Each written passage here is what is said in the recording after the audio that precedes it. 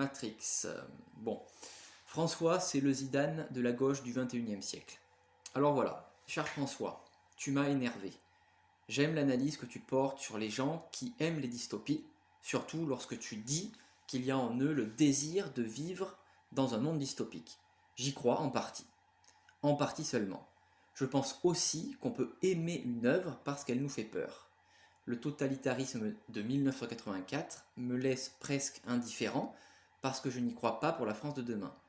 Puis franchement, les fans de 1984 m'insupportent à voir des Big Brother partout. L'eugénisme du meilleur des mondes me fait fantasmer. Mais l'histoire m'a ennuyé. Je préfère regarder Bienvenue à Gattaca.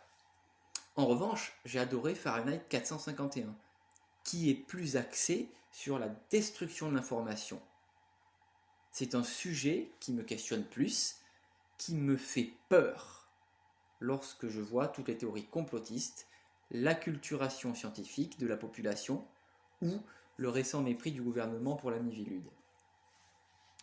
Mais venons-en au vrai problème du jour, Matrix. François Bégodeau a dézingué Matrix, l'œuvre des sœurs Wachowski. Elles sont meilleures que toi, François. Si toi, t'es Zidane, elles sont Messi et Ronaldo. Alors, qu'est-ce qu'il dit le François? Donc, ouvrez les guillemets, l'imaginaire marxien lui-même, l'idée que la société serait sous le contrôle d'une matrice, d'un cerveau central qui nous manipulerait, n'est pas un imaginaire de gauche. Fermez les guillemets. Bon, je ne vais pas répondre sur le fait qu'un cerveau qui nous manipulerait, ce ne serait pas un imaginaire de gauche, puisqu'en réalité, un constat n'est ni de droite ni de gauche. Non, François, je vais t'expliquer quel regard marxiste tu peux poser sur Matrix. Les machines sont une métaphore du capitalisme.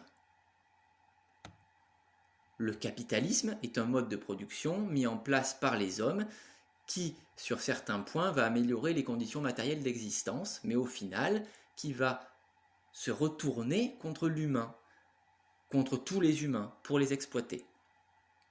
L'homme se retrouve donc enchaîné au monstre qu'il a conçu.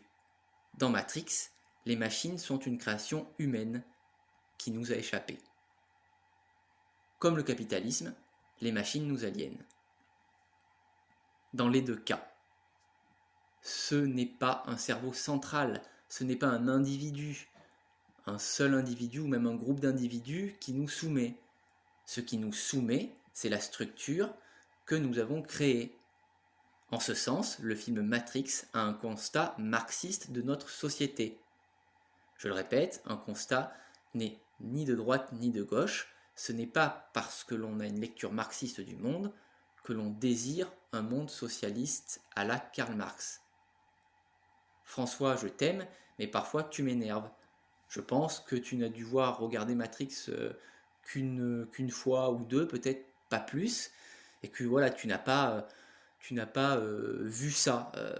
Voilà, c'est pas, on le voit pas forcément au premier regard, évidemment, mais je pense que en te montrant ça, si tu regardes avec les lunettes marxistes, tu comprendras et pour le coup, tu seras d'accord et peut-être tu reviendras sur ce que tu as dit.